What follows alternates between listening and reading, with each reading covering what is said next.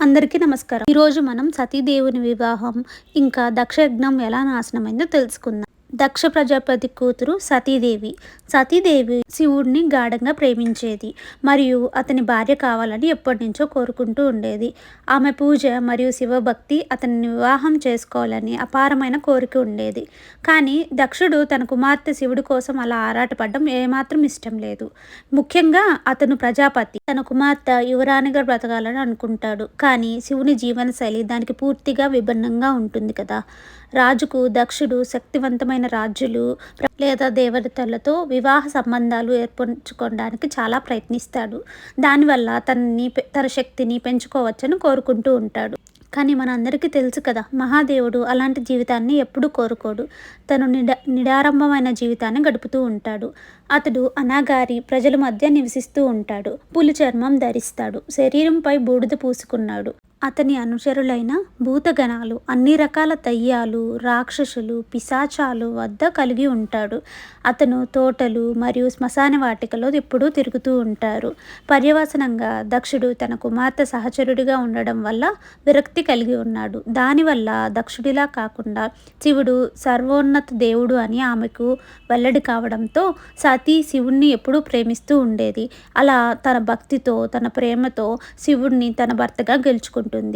కానీ దక్షుడికి ఇదంతా ఎప్పటికీ ఇష్టం లేదు. కానీ వివాహం అయితే జరిగిపోయింది. ఒకరోజు బ్రహ్మ ఒక పెద్ద యజ్ఞం నిర్వర్తించాడు. అక్కడ ప్రపంచంలోని ప్రజాపతులు, దేవతలు మరియు రాజులు అందరూ వస్తారు.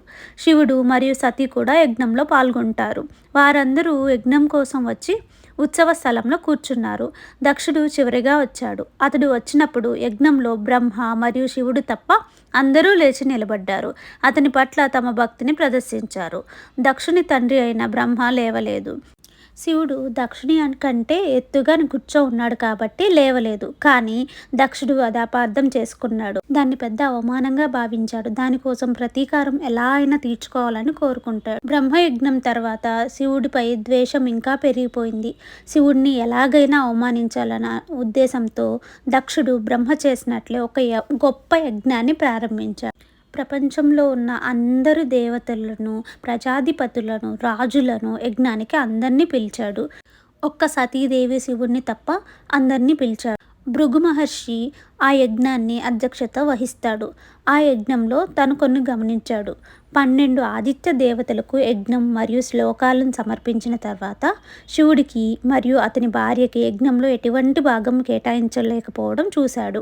మరియు శివుడిని ఉద్దేశించి యజ్ఞంలో ఎటువంటి వేద శ్లోకాలు ఉపయోగించలేదని దధీచి గమనించాడు. తన వ్యక్తిగత కారణాల వల్ల వేదాలను మార్చవద్దని దక్షుడిని హెచ్చరించాడు. పూజారులు మరియు ఋషులు దీనికి మద్దతు ఇచ్చారు. దక్షుడు దధీచి నేను ఎట్టి పరిస్థితుల్లో అలా చేయను అని చెప్పాడు. దాంతో దధీచి యజ్ఞాన్ని విడిచిపెట్టాడు. సతీ తన తండ్రి నిర్వర్తించిన మహాయజ్ఞం గురించి తెలుసుకొని శివుడిని ఆ యజ్ఞానికి హాజరు కావాలని కోరింది. శివుడు ఆమె అభ్యర్థనను తిరస్కరించాడు. ఆహ్వానించకుండా ఒక కార్యక్రమానికి హాజరు కావడం సరికాదని చెప్పాడు. వారిని ఉద్దేశపూర్వకంగా ఆహ్వానించలేదని అతను ఆమెకు గుర్తు చేశాడు. దక్షుడికి ఇష్టమైన కుమార్తె కాబట్టి హాజరు కావడానికి వారి ఆహ్వానం అందుకోవాల్సిన అవసరం లేదని సతీ భావించింది. మరియు వారి మధ్య ఎటువంటి లాంఛనప్రాయత లేదు. వేడుకకు హాజరు కావాలని ఆమె నిరంతరం శివుడిని వేడుకకు హాజరు కావాలని వేడుకుంటూ ఉంది మరియు తన భర్త వాదనకు చెవి ఇచ్చింది. శివుడు పశ్చాత్తాపపడి నందితో సహా తన అనుచరులతో కలిసి సతీని తన తల్లిదండ్రుల ఇంటికి వెళ్ళడానికి ఒప్పుకున్నాడు. కానీ తనతో పాటు రావడానికి ఒప్పుకోలేదు. అక్కడికి చేరుకున్న సతీ తన తల్లిదండ్రులను, సోదరీమణులను కలవడానికి ప్రయత్నించింది. దక్షుడు అహంకారి మరియు సతీతో సంభాషించడం మానుకున్నాడు. అతను అన్ని ప్రముఖుల ముందు ఆమెను పదే పదే తిట్టాడు. కానీ సతీ ఆమె ప్రశాంతతను కొనసాగించింది.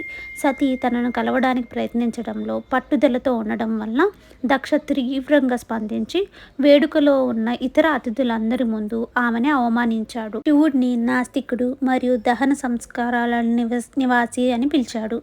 ప్రణాళిక ప్రకారం అతను పరిస్థితిని సద్వినియోగం చేసుకొని శివుడికి వ్యతిరేకంగా అసహ్యకరమైన మాటలు అరవడం కొనసాగించాడు.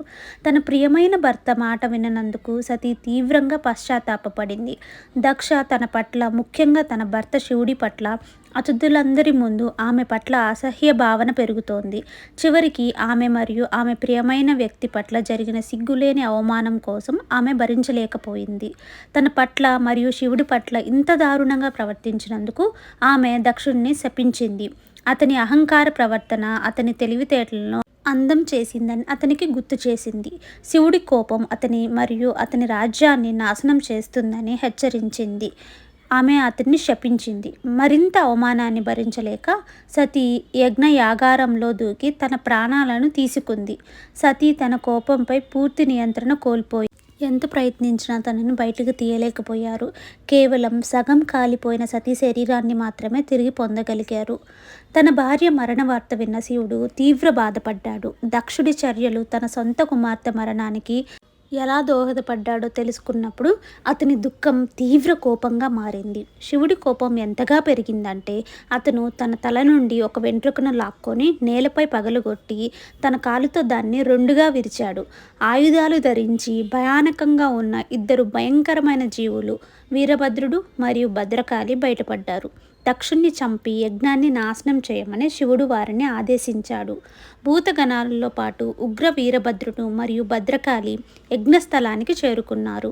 ఆహ్వానితులు యజ్ఞాన్ని త్యజించి గందరగోళం నుండి పారిపోవడం ప్రారంభించారు. శివుడు దాడిని ఎదిరించి యజ్ఞాన్ని రక్షించడానికి భృగు మహర్షి తన దివ్య తపస్సు శక్తులను ఒక సైన్యాన్ని సృష్టించాడు. భృగు సైన్యం కూల్చివేయబడింది మరియు ప్రాంగణం ధ్వంసమైంది. పాల్గొన్న వారందరినీ, ఇతర ప్రజాపతులను మరియు దేవతలను కూడా నిర్దాక్షిణ్యంగా కొట్టారు, గాయపరిచారు లేదా వధించారు.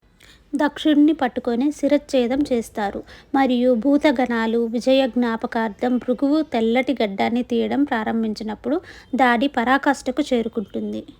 శివుడు దుఃఖించి తన ప్రియమైన భార్య నుంచి విడవలేకపోయాడు. అతను సతీ శవాన్ని తీసుకొని విశ్వం చుట్టూ తిరిగాడు. శివుడి దుఃఖాన్ని తగ్గించడానికి విష్ణువు వైష్ణవ పురాణాల ప్రకారం సతీ శవాన్ని నరికివేస్తాడు. దాని భాగాలు శివుడు సంచరించే ప్రదేశాలపై పడ్డాయి.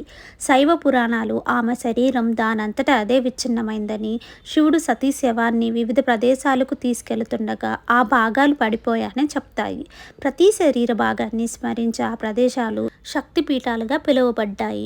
శివుడు ఒంటరిగా వెళ్ళి ప్రపంచమంతా తిరిగాడు. సతీదేవి తిరిగి హిమవన రాజకుమార్తె పార్వతిగా పునర్జన్మ పొందే వరకు. సతీలాగే పార్వతి కూడా తీవ్రమైన తపస్సు చేసి తన రాజరికపు హక్కులన్నిటినీ త్యజించి అడవికి వెళ్ళింది. చివరికి పార్వతి సతీ అని అతను గ్రహించాడు. శివుడు మారువేషంలో ఆమె ప్రేమ మరియు భక్తిని పరీక్షించాడు. తర్వాత పార్వతిని వివాహం చేసుకున్నాడు. ఈ స్టోరీ మీకు నచ్చినట్లయితే ప్లీజ్ లైక్ చేయండి, షేర్ చేయండి, సబ్స్క్రైబ్ చేయండి. Thank you.